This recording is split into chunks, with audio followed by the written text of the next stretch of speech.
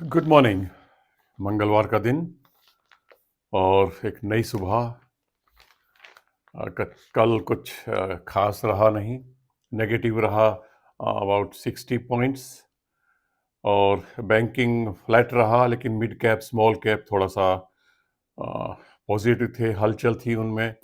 क्योंकि अंधाधुंध चल रही है, हमारे नए नए भाइयों की बाइंग चल रही है, धड़ाधड़ धड़ाधड़।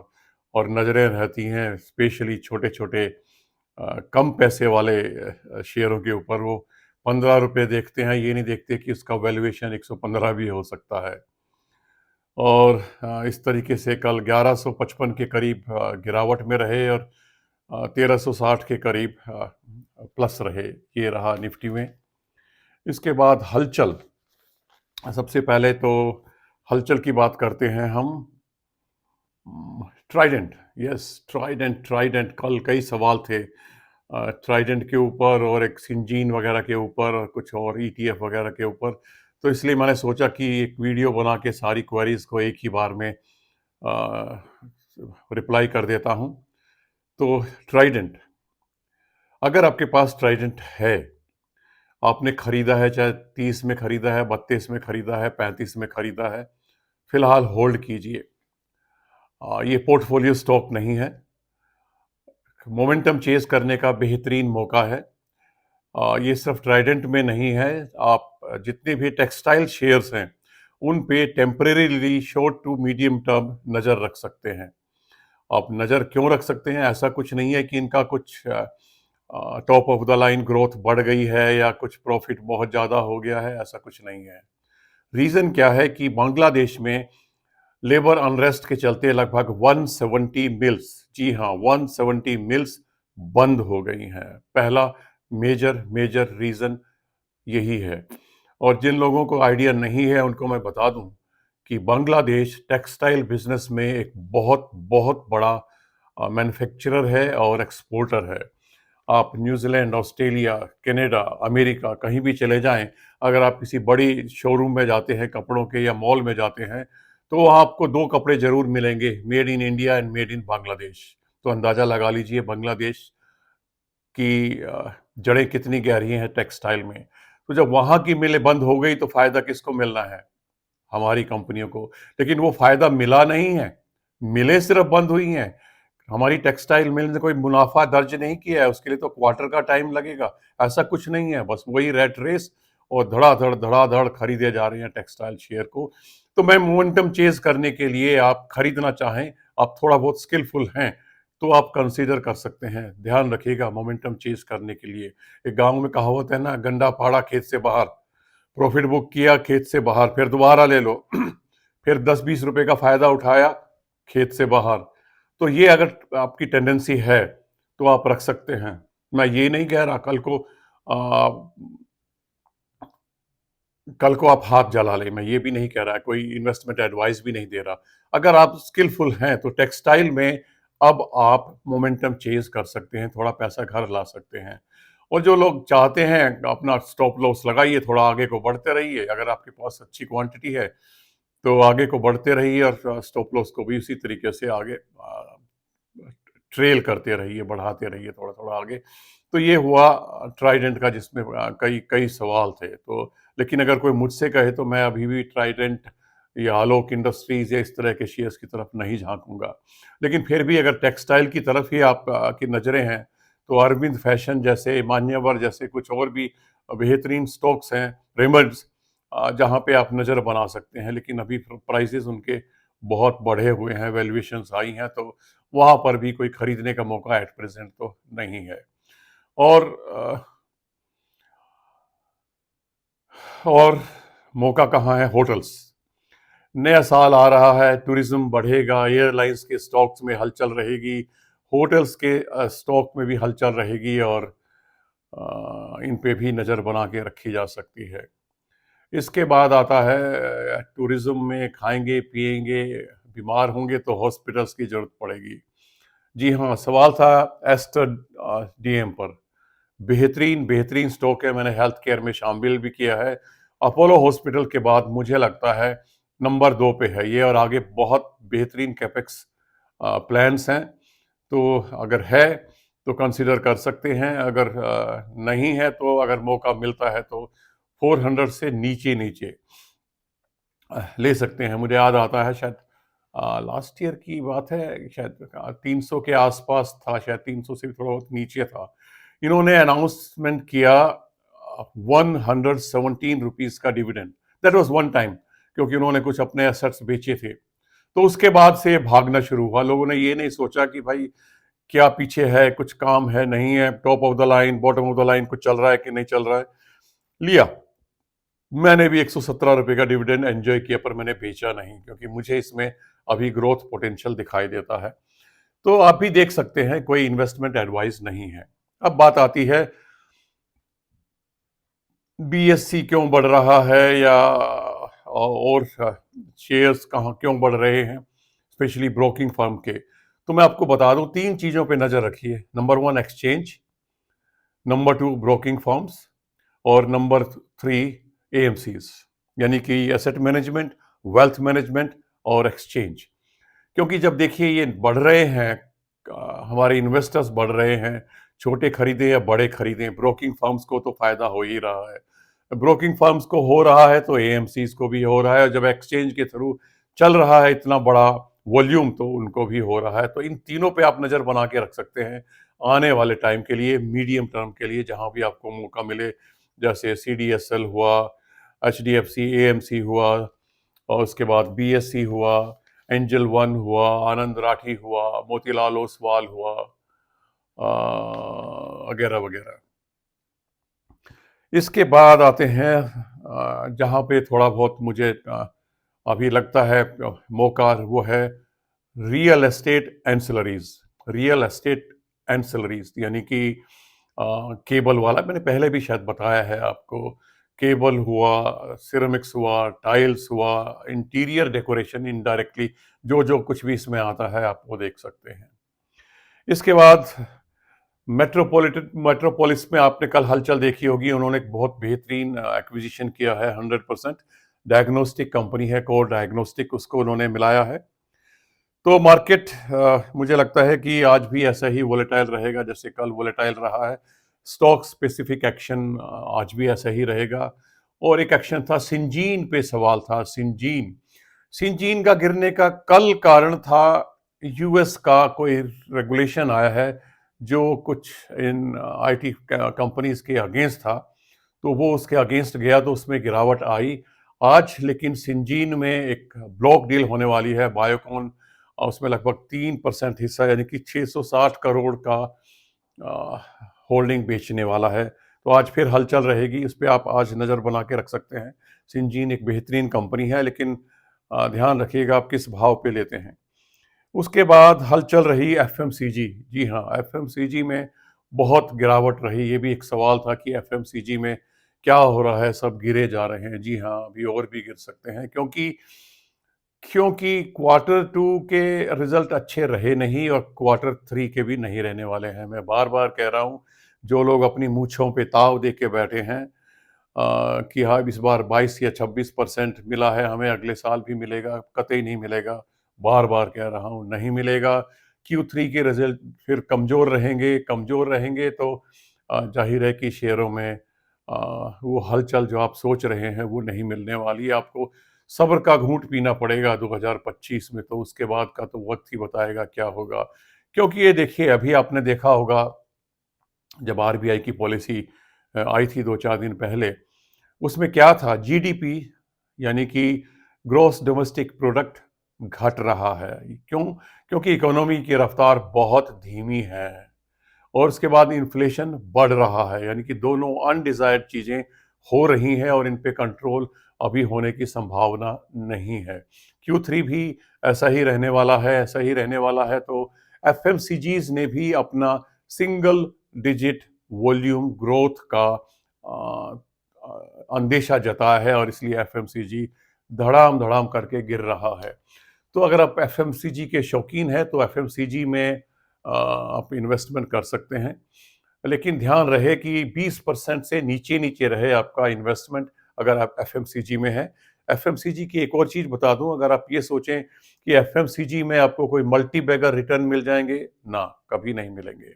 लेकिन एक तरीके से ये आपका डिफेंसिव सेक्टर इन्वेस्टमेंट है, जहाँ पे आपके पैसे को कोई खतरा नहीं है। सरकेंगे ज़रूर, धीरे-धीरे सरकेंगे, सरकेंगे ज़रूर, कुछ कंपनसेशन डिविडेंड के रूप में देंगे, जैसे एचयूएल, कोलगेट, ब्रिटानिया, आईटीसी बेहतरीन डिविडेंड देते हैं, तो सरकेंगे ज़रूर, लेकिन ये आपका एक सेफ पोर्शन है पोर्टफोलियो का, जो जहाँ पे आपको रोज़-रोज़ भाव देखने की ज़रूरत नहीं है। मैं तो ये कहूँगा कि भाव रोज़-रोज़ कहीं भी ना देखिए अगर आप इन्वेस्टर हैं। रोज़-रोज़ भाव देखने से स्ट्रेस होती है, टेंशन होती है, और जिनका ज़्यादा अमाउंट लगा हुआ होता है, उनको ज़्यादा स्ट्रेस होती है, और मार्केट में जब सुबह-शाम जब शाम को देखते हैं कि आज पोर्टफोलियो में 70,000 का लॉस हो गया, तो फिर रेडी को खैतान की तरफ मुँह करने को मन करता है, यूनाइटेड ब्रीवरीज़ को छूने को मन करता है, और जब हम उधर जाते हैं तो उस स्ट्रेस में 1-2 ड्रिंक ज़्यादा हो जाते हैं, और फिर वो स्वास्थ्य के लिए अच्छा नहीं है। तो रोज़-रोज़ को पोर्टफोलियो देखना बंद कीजिए, इन्वेस्ट कीजिए और भूल जाइए, ज़्यादा लालच में ना पड़िए, ये छोटे-मोटे इधर-उधर के शेयर्स जो है ना खरीदिए, सॉलिड खरीदिए। हाँ, अगर आपका पोर्टफोलियो अगर बड़ा हो गया है, 20 लाख से ऊपर का हो गया है, तो आप 10% लगाइए ना इनमें फिर, लेकिन इनको फिर आपको देखना पड़ेगा, पर इनमें भी ऐसे में ना लगाइए कि जो डूब जाएँ, ऐसे में लगाइए जहाँ अभी चांसेस हैं कि 50-50 हैं, क्योंकि अगर आपने 10 लगाए हैं ऐसे और 4 चल गए, तो भी आपका पैसा तो वसूल हो ही जाएगा, और ये तो मान के चलिए सारे तो नहीं चलते हैं। चलिए आगे, एफएमसीजी हो गया, और सिंजीन हो गया, ब्लॉक डील हो गया, अडानी। मैं अभी भी अडानी का पता नहीं क्यों मुरीद हूँ। मुझे पता नहीं क्यों लगता है कि जब-जब अडानी में और गिरावट आती है, धीरे-धीरे इसको एक्युमुलेट करना चाहिए। मुझे लगता है इसको करना चाहिए, क्योंकि इस बार जो इल्ज़ाम लगा है, वो क्या है यार? सिर्फ़ रिश्वत का तो है, ब्राइब का इल्ज़ाम है, और ब्राइब में ज़्यादा से ज़्यादा क्या होगा? ज़्यादा से ज़्यादा पेनल्टी, और पेनल्टी तो यार उसकी अंगूठे की धूल के बराबर है अडानी ग्रुप के लिए, तो क्या फ़र्क पड़ने वाला है?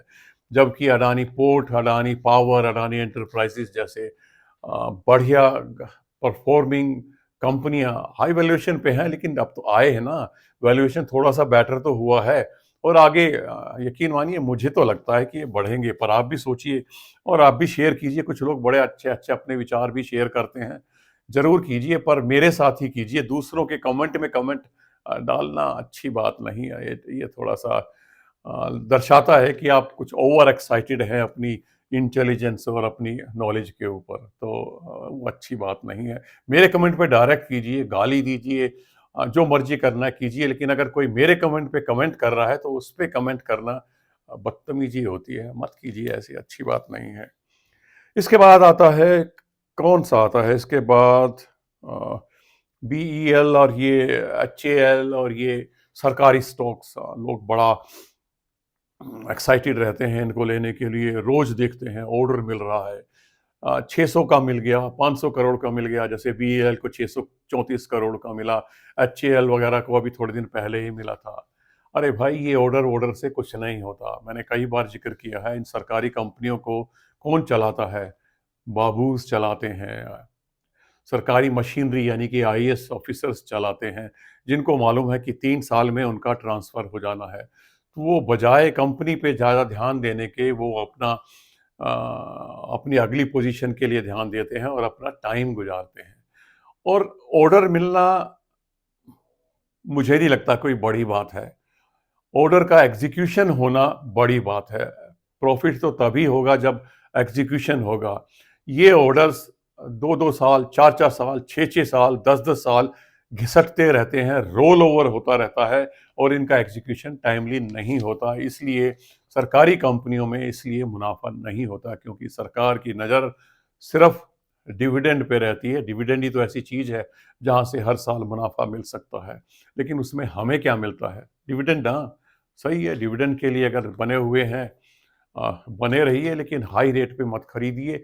नीचे वाले रेट्स पे अगर आपने खरीदे हुए हैं, तो आप बना के रखिए। जैसे एचएएल मैंने कितने में भाव में खरीदा था, शायद 1200 में खरीदा, 2 साल भी नहीं हुए हैं। ताज्जुब होता है कभी कभी ये कंपनियां ये कहाँ अंधाधुंध भाग रही हैं, इनकी परफॉर्मेंस नहीं है। जैसे एचएएल लीजिए, डिफेंस वाले लीजिए, रेलवे वाले लीजिए, छोड़िए इनको। एक कंपनी है न्यूलैंड लैब, 17,000, माई गॉड, 17,000, और 1 डेढ़ साल में ही मेरे ख्याल से 10-12 गुना हो गया है। उसके बाद शिलचर इंडस्ट्रीज, अनूप इंजीनियरिंग, उसके बाद वोल्टेम, अपार इंडस्ट्रीज, उसके बाद पीटीआई इंडस्ट्रीज। कहाँ जा रहे हैं, क्यों समझ में ही नहीं आ रहा है। ये चल क्या रहा है, ये परफॉर्मेंस बेस्ड नहीं है। इनसे थोड़ा सा सावधान रहिए, ये एकदम से पैसा डुबो देंगे। है भी मोटे मोटे। अब अगर आज जाके आप सोचे कि मैं न्यूलैंड लैब का एक शेयर खरीद लूं तो 17,000 को पार कर गया है। अब कभी कभी तो अफसोस होता है कि यार उस वक्त ज्यादा क्यों नहीं खरीदे। ज्यादा खरीदने को पैसे कहाँ थे भाई। दो दो चार चार करके तो जोड़े जाते हैं, और उसके बाद फिर जब बढ़ जाते हैं तो कई बार अफसोस होता है। लेकिन ये अफसोस जिंदगी का एक हिस्सा है। इससे सीखिए, सबक सीखिए, थोड़ा सा स्टडी कीजिए, देखिए कंपनीज को थोड़ा कर क्या रही हैं। ज़्यादा यूट्यूब चैनल देखने की बजाय थोड़ा सा कुछ अखबार पढ़िए, जैसे कि या इन वेबसाइट पे जाइए, बीएससी की, एनएससी की वेबसाइट पे जाइए, कॉरपोरेट एक्शन क्या चल रहा है। और कुछ नहीं तो डेली रिजल्ट्स आते हैं, उनको देखिए क्या हो रहा है, बजाय लोगों के व्यू सुनने सुनने के। तो क्योंकि पैसा आपका है, तो आज से जो मैंने ये शुरू किया है, आज का झमेला सिर्फ इसलिए है कि लोग बेचैन हो जाते हैं और वो सोच रहे हैं कि करोड़पति बन के हम निकल जाएं 2-4 साल में। भाई एक बात बता दूं, वो एक किताब याद आ रही है मुझे, rich dad poor dad, Kiyosaki की लिखी हुई। जब उसने लिखी, जहां लिखी, उसका माहौल, उसका एनवायरनमेंट अलग था। उसने जो तरक्की की, कर्जा लेके की, कर्ज लेके की, और आज किस हालत में वो कोई जानने की कोशिश नहीं करता, क्योंकि यूट्यूबर्स उसको कोट करते हैं, उसने ये किया, उसने किया, उसकी किताब भी की, उसने ये। लेकिन उसके पीछे कोई नहीं जाता। सबसे बड़ा कुल देवता शेयर मार्केट का जिसको हम कहते हैं, वॉरेन बफे। मैंने पहले भी बोला था, आपको मालूम है उसकी कंडीशन क्या थी। वो 11 साल में इस लायक था कि शेयर मार्केट में घुस सके। उस वक्त, ध्यान रखिएगा जो मैं आप बात कहने जा रहा हूं, उस वक्त सिचुएशन कुछ और थी, हमारे देश में भी कुछ और थी। और उस सिचुएशन की वजह से राकेश झुनझुनवाला जी लंबे समय की वजह से पैसा बना पाए। लेकिन आज की डेट में मुझे मालूम है कि फिर आप मुझे ट्रोल करेंगे और बड़े बड़े कमेंट आएंगे, लेकिन मैं तो जो मेरे मन में आता है, तुच्छ दिमाग, तुच्छ बुद्धि, तुच्छ अनुभव जो कहता है, मैं तो कह के रहता हूँ। आपकी मर्जी है, आप सुने या इधर से सुने और उधर से निकाल दें। मुझे नहीं लगता कि अब ये वो टाइम है कि जब आप शेयर्स लेके 30 साल, 40 साल तक भूल सकते हैं ना। नहीं है। ना वो पिछले वाले रूल्स अप्लाई होते हैं, बिल्कुल नहीं होते। सिचुएशंस बुरी हो गई हैं। दुनिया भर की कंपिटिटिव कंपनीज मार्केट में घुस गई हैं, उस जमाने में नहीं हुआ करती थी। मार्जिन्स सिकुड़ रहे हैं। कंपनियों को अपनी bottom line growth, bottom line profit दिखाने के लिए स्ट्रगल करना पड़ रहा है, इधर से उधर, इधर से उधर। बैलेंस शीट में टेम्परिंग करनी पड़ रही है, और पता नहीं क्या क्या करना पड़ रहा है अपनी परफॉर्मेंस को दिखाने के लिए। ये वो टाइम नहीं है, वो सिनेरियो ही नहीं है कि आप एक शेयर लें और 30 साल को भूल जाएं। चाहे वो बजाज ग्रुप का हो, चाहे वो रिलायंस ग्रुप का हो, चाहे वो टाटा ग्रुप का हो, चाहे वो मुरुगप्पा हो या किसी और भी ग्रुप का हो। नहीं है। You have to monitor your portfolio at least every 5 years, at least every 5 years। जो मैं बात कर रहा हूँ, मैं बात कर रहा हूँ आपके लॉन्ग टर्म पोर्टफोलियो स्टॉक्स की बात कर रहा हूँ। छोटी वोटी की तो बात ही नहीं कर रहा। स्मॉल कैप वगैरह मैंने पहले भी बोला, 5-10 साल में 50% तो गायब हो जाती हैं। तो जब तक पैसा बन रहा है, बनाइए और बाहर निकल आइए। अदरवाइज कहीं ऐसा ना हो कि आप पैसे बनाने के चक्कर में पैसे को खो दें। तो थोड़ा सा सावधान रहिए। और ये पुरानी चीज़ें, ये जो बार बार कोटेशन दी जाती हैं, वॉरेन बफे, झुनझुनवाला साहेब और क्योस्की की, इनको भूल जाइए। वो अब लागू नहीं होते हैं आज के ज़माने में। आज के ज़माने में सिर्फ सिर्फ आपका personal interest, personal monitoring, personal study, personal learning मायने रखती है। तो कृपया करके ध्यान रखिए। थोड़ा-सा मॉनिटर ज़रूर कीजिए। मैं मॉनिटर करने का मतलब ये नहीं है कि आप रोज़ आएँ शाम को और देखें और फिर दारू का पैक लेके बैठ जाएँ, वो मतलब नहीं है। सॉलिड जगह लगाइए, सॉलिड कंपनी में लगाइए। जो आपके मिड कैप, स्मॉल कैप्स हैं, उनको आप शाम को आके एक बार देख लीजिए क्या चल रहा है। बाकी को रोज़-रोज़ ना देखिए, ऐप खोला, देखा आज कौन गिरा, कौन बढ़ा, कौन गिरा, मत देखिए। दूसरी बात, सॉरी मैं थोड़ा लंबा हो रहा है क्योंकि पर्पस ही मेरा वो है। दूसरी बात, पोर्टफोलियो को ओवरलैप ना करें, चाहे वो म्यूचुअल फंड, या मुझे याद आया म्यूचुअल फंड, वो भी मुझे एक जवाब देना है। ईटीएफ का जवाब था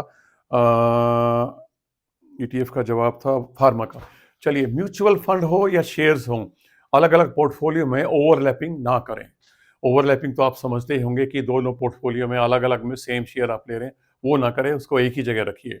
अब आता हूँ मैं असली बात पे। म्यूचुअल फंड पे सवाल था कई लोगों का कि सर आपने ये जो फार्मा का बताया है, हेल्थ केयर का बताया है, क्या हम इसका ईटीएफ ना ले लें?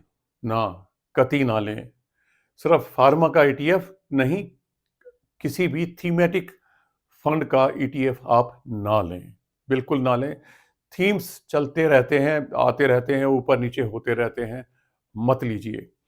और अगर फिर भी आपको जिद है कि भाई मुझे तो छलांग ही लगानी है नदी में, समुद्र नहीं कह रहा, क्योंकि इतना ज़्यादा खतरा नहीं है। नदी में अगर आपको छलांग ही लगानी है, तो ये देख लीजिए कि ओवरलैपिंग तो नहीं है। जो शेयर आपके म्यूचुअल फंड में है या आपके उस ईटीएफ में है, वो शेयर आपके पोर्टफोलियो में तो नहीं है। अगर नहीं है तो फिर चेंज कीजिए, क्योंकि दुनिया भर के ईटीएफ आ रहे हैं, दुनिया भर के म्यूचुअल फंड आ रहे हैं, नए नौसिखिए फंड मैनेजर भी आ रहे हैं, जिनको अनुभव भी नहीं है, और वो टोकरा लेके बैठ जाते हैं 100-100 शेयर का। तो 100-100 शेयर में आपको क्या रिटर्न देंगे? आप जाइए ना, स्टडी कीजिए आप, कितने फंड ने आपको 2023-24 में रिटर्न दिया है जो पहले रहा था। भूल जाइए past performance of mutual funds, वो आगे नहीं मिलने वाला है। 25 में तो नहीं मिलने वाला है भाई, मेरे तो दिल में ठुका हुआ है, 25 में तो वो रिटर्न आपको नहीं मिलने वाला है। थीमेटिक में मत लगाइए। 3 से 4 तक आप म्यूचुअल फंड या ईटीएफ 3 से 4 तक रखिए। जैसे कि लार्ज कैप हुआ, मिड कैप हुआ, फ्लेक्सी हुआ। स्मॉल में जाना है, थोड़ा रिस्क लेना है तो स्मॉल भी ले सकते हैं। और एक गोल्ड या सिल्वर या दोनों जो भी हैं, वो मैं ज़रूर हमेशा कहता हूँ कि थोड़ा-थोड़ा हिस्सा उसमें भी होना चाहिए। इससे ज़्यादा मत रखिए। उसके बाद आप रखिए अपना पोर्टफोलियो में, चाहे वो प्राइमरी हो, चाहे सेकेंडरी हो, और टर्शरी में भी अगर आप इच्छुक हैं तो उसमें भी रखिए। लेकिन वही है, गन्ना पाड़ा खेत से बाहर, प्रॉफिट बुक किया और बाहर उनको रोज-रोज निहारिए नहीं, वरना पता नहीं कभी भी एक दिन कोई बुरी खबर आएगी और धड़ाम हो जाएगा। और जब आप टर्शरी में लगाते हैं तो ध्यान रखिएगा, आप ये मान के चल रहे हैं कि ये मैंने कुएँ में डाल दिया है। जो मिलेगा वो मेरा है और जो नहीं मिलेगा वो उन लोगों का है जिन्होंने प्रॉफिट बनाया। चलिए, मुझे लगता है आज के लिए इतना ही काफ़ी है। तो उसके बाद फिर मिलेंगे हम। कल मेरा दिन है वैसे भी, तो कल तो बनाना ही पड़ेगा। कल मुलाकात करेंगे आज की मार्केट देखने के बाद, आज क्या होता है। चलिए, तब तक के लिए हैप्पी इन्वेस्टिंग, एन्जॉय कीजिए मार्केट को। वोलेटाइल रहने वाला है, मुझे नहीं लगता कि कोई बहुत ज़्यादा हलचल है। हालाँकि डाउ आधा परसेंट, नैस्डैक 0.6% नीचे बंद हुए हैं, लेकिन कोई ख़ास फ़र्क नहीं पड़ता। प्रॉफिट बुकिंग में थोड़ा बहुत तो इतना चलता ही रहता है। चलिए, नमस्कार।